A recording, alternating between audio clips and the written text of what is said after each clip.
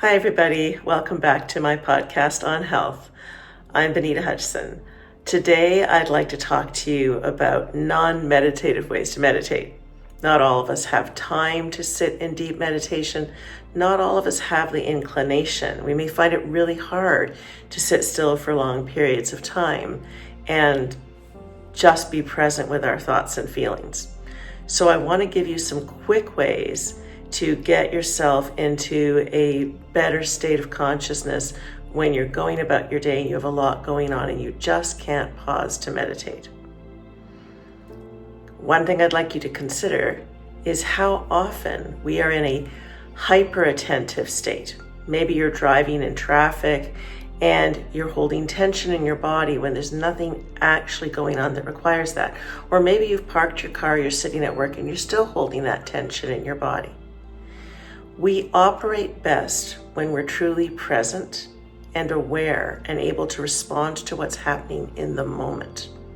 If you're holding tension in your body based on habitual responses, then you're not as relaxed as you could be. You're not as present as you could be.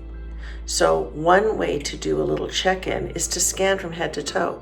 Is there anywhere in my body right now I'm holding, as Virginia Preston puts it in her workshops, unnecessary tension? Is your jaw relaxed? Is your face relaxed? You can check as you go down. How are you holding your neck, your shoulders? A lot of times we're up here with our shoulders and we need to bring them down. Can you shake out your arms and relax them? Can you relax your legs? What's happening in your belly?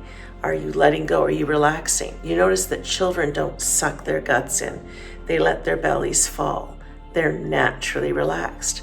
So notice where you're holding tension and just bring your breath there. Deep inhalation, and as you exhale, just let everything go. You'll be surprised how much tension you've been holding in your body that you didn't even know that you were. Another exercise I find extremely helpful, and it will require you maybe to feel a little silly while you do it. It's called the thymus thump. You take the flat of your hand and you're basically, make sure you have no jewelry on here.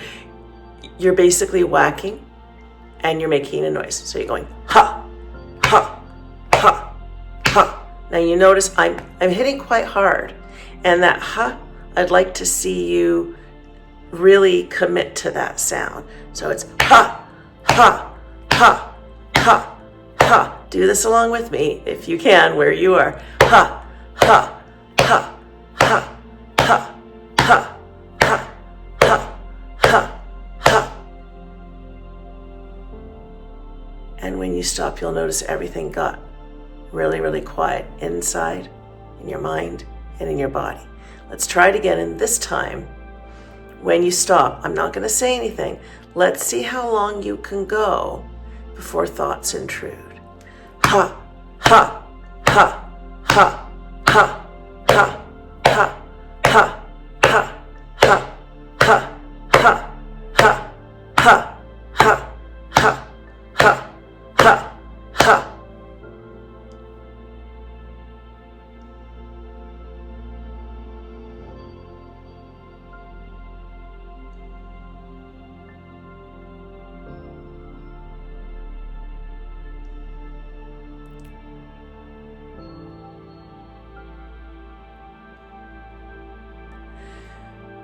What you're doing is you're engaging your observer consciousness.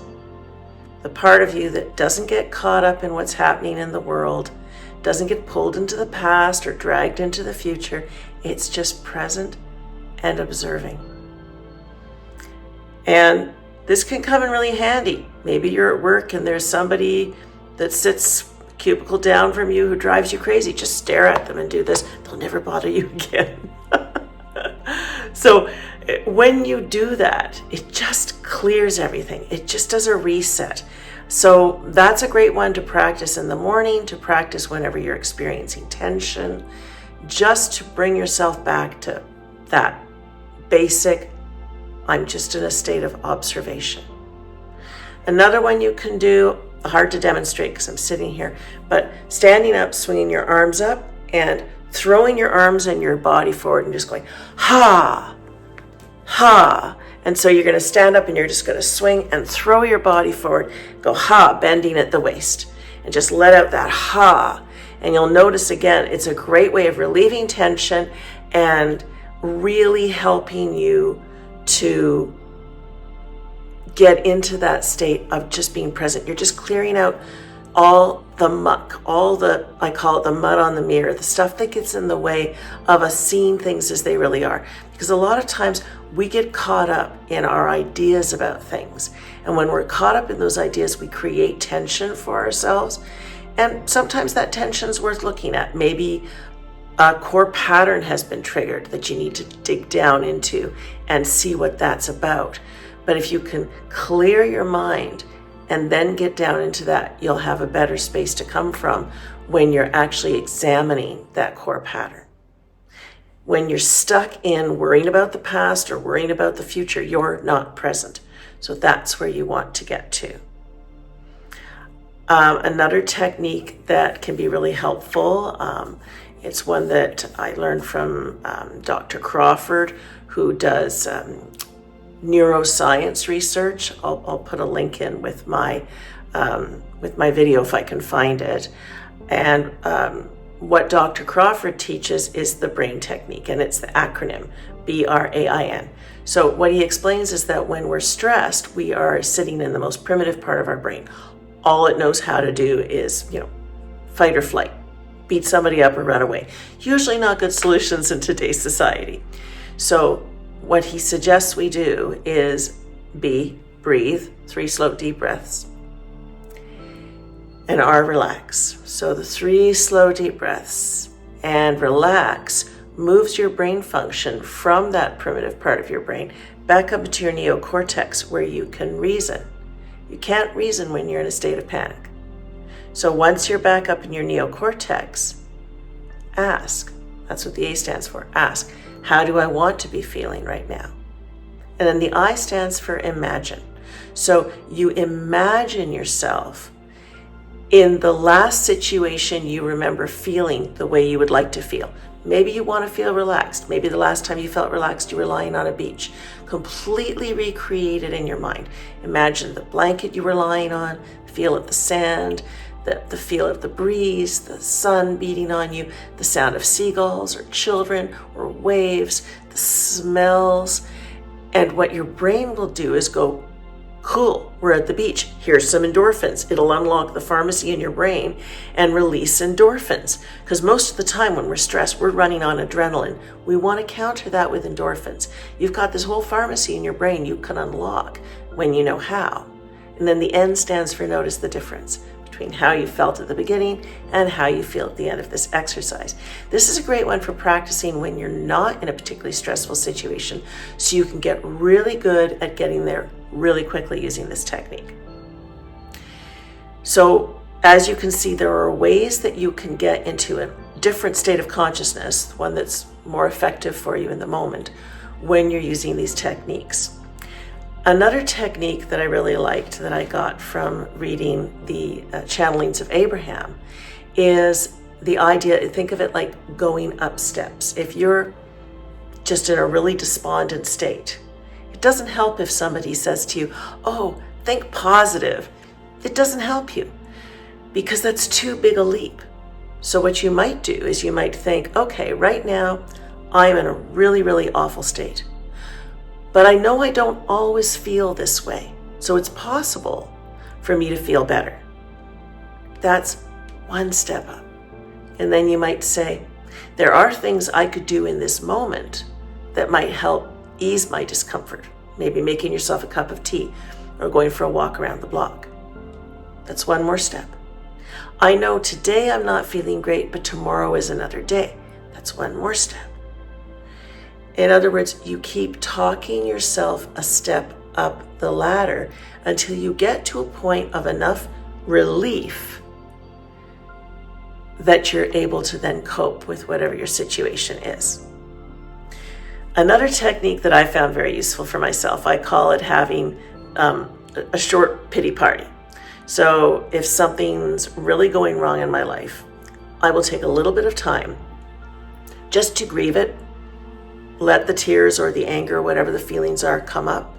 Just allow myself to feel them completely with no judgment, no attempt to control them, because I've already talked to my psyche that this is going to take a matter of minutes and then we're going to move on with our day. But we're going to take that time.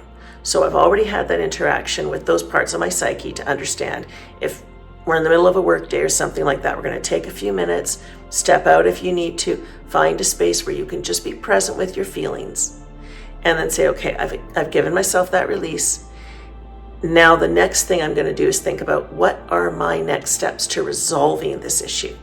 Or if you can't resolve it, your next step might be planning to spend more time having those feelings at the end of the day when you can give yourself that time to do so. But it's really important not to shut down from our feelings. There's information there. It's how our intuition speaks to us. So give yourself the time you can, when you can, to feel all your feelings.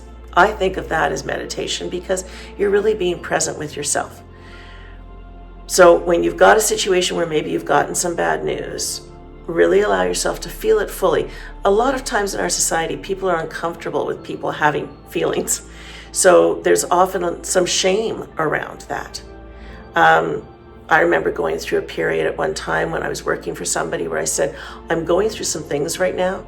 I am getting support for that. I am getting counseling, but there may be times that I'm feeling emotional, and I just want you to know that I'm doing fine. I'm just having some feelings coming up that I'm sitting with. Everybody understood.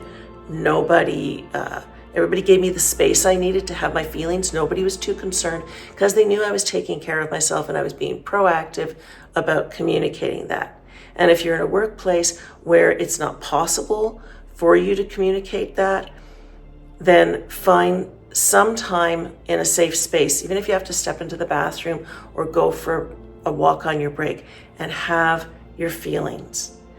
That's about staying in flow with your energy and just really being present with who you are. The less we judge ourselves, the healthier we are. So I've given you some techniques today to work with. Try them all.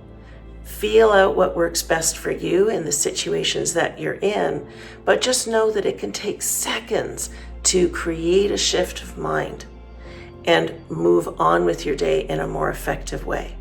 Just make sure if you're using these techniques, you're not using them to suppress anything, because at some point that luggage needs to be unpacked, and that's always the healthier choice. But these are ways to get you through your day, get you back into a better state of mind. I'm going to give you one more technique before we finish. They say that to be healthy of mind, you need to take 100 deep breaths a day. It doesn't mean you have to do them all at once. You might set up a reminder on your watch or other devices to take 5 deep breaths 20 times a day. When we breathe deeply, we're more present in our bodies. Our brains are getting more oxygen. We're better able to handle the situations that stress us in our lives. So I hope you'll find those useful, and I'll look forward to seeing you next time. Thanks very much, and bye for now.